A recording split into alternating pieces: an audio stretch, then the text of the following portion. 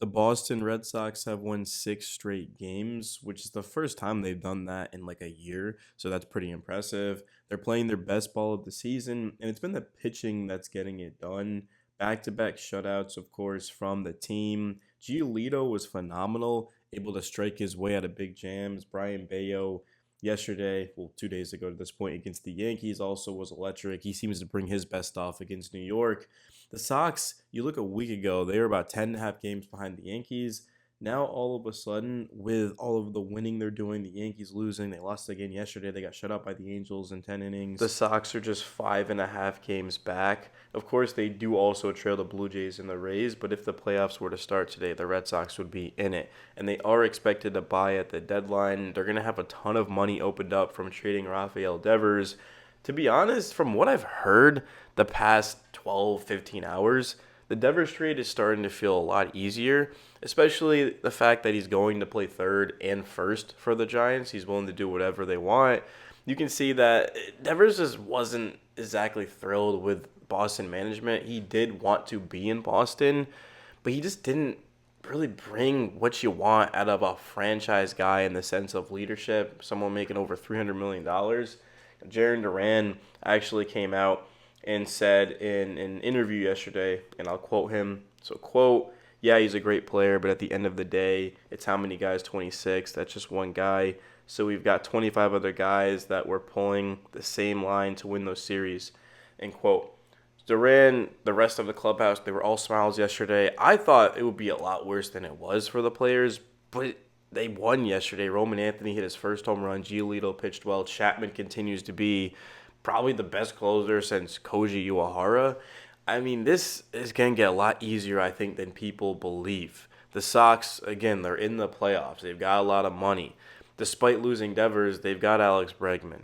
Of course, they've got Abraham Toro. I understand that those guys don't necessarily have the bat of a Rafael Devers, but this team is going to be more than fine. I think the biggest thing is going to be, of course, they already extended Garrett Crochet, but it's going to be Marcelo Meyer, Christian Campbell, and Roman Anthony. If they can find a way to lock all three of those guys up, of course, they've already got two locked up. Campbell's locked up for the future. Crochet's locked up for the future. So it's really just going to be Anthony and Meyer. If they can do that, then it's just going to be perfectly fine. I mean, that's the main guys that we're talking about. Also, Alex Bregman certainly needs to be extended because he has a player option and he's going to get a bag. I mean, Bregman has been one of the best players in baseball. I mean, I would say outside of Jose Ramirez and arguably Manny Machado, Bregman's been the third best third base. Like, he's been that good. You could honestly argue him over Machado. He's been that amazing with his elite glove, of course, and then the hitting was just at Fenway Park. He was absolutely raking. Bregman's putting together one of his best seasons of all time, so I'm happy about that. But just looking at the current state of the Red Sox, there's still a lot of work to do. But when the team's winning, things are just a lot more fun. And that's something that you'll notice with this organization is they haven't done a lot of winning lately. And now that they're on a 6 game winning streak, if they can continue this momentum and just legitimately challenge the Yankees for the AL East, that's going to be massive. The Red Sox haven't won the division in a while. I mean, I can't even remember the last time. Was it 2018? I wouldn't be surprised. I know we made the playoffs in 2021, during the COVID season. I don't even think they won the division that year. I think it was still the Yankees. So it's going to be something to keep an eye on. Are the Sox actually going to go through with their word and be buyers at the trade deadline? We'll have to wait and see. But right now, I mean, we're talking about Willie Abreu coming back, Alex Bregman coming back, Justin Slayton, of course, is going to be coming back. And then Ceddanne Rafael has been playing a lot better of late. He's putting together better at bats, and we know what he brings with his glove.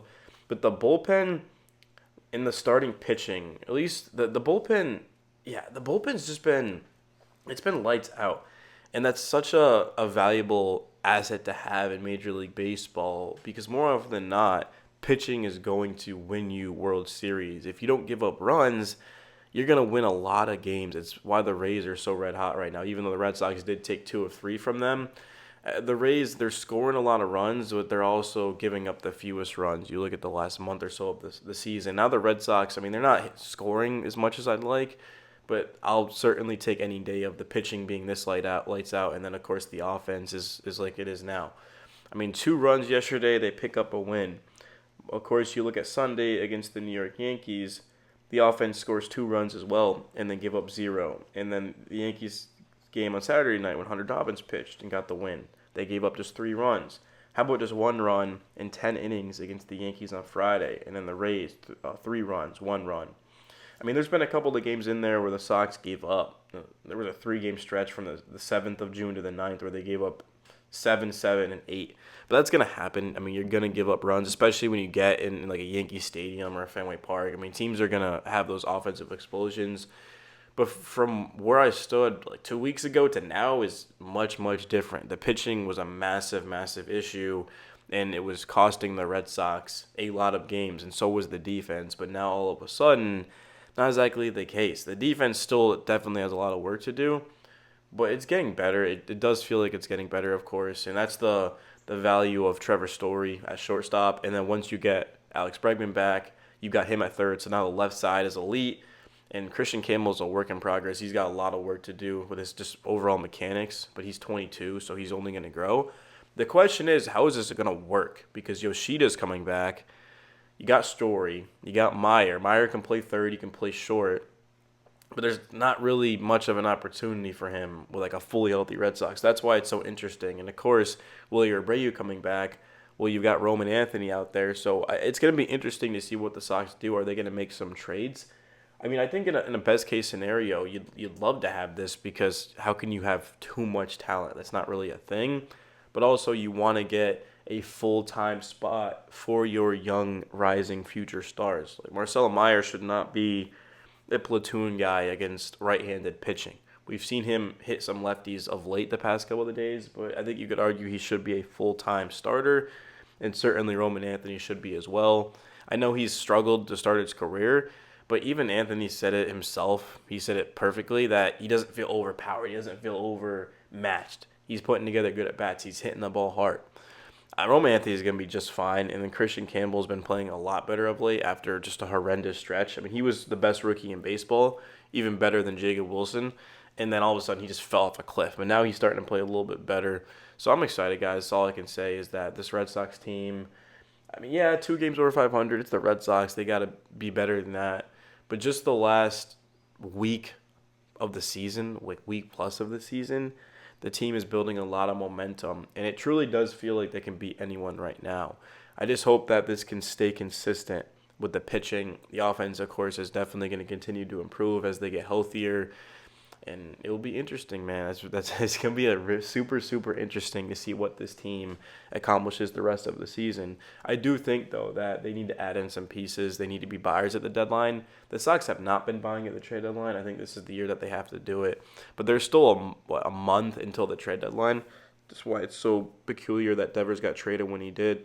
So if the team just continues to play like this, they will buy. They got the farm system and the financial flexibility to do so. But it's your boy, Red Sox Palace. I'm out. Peace.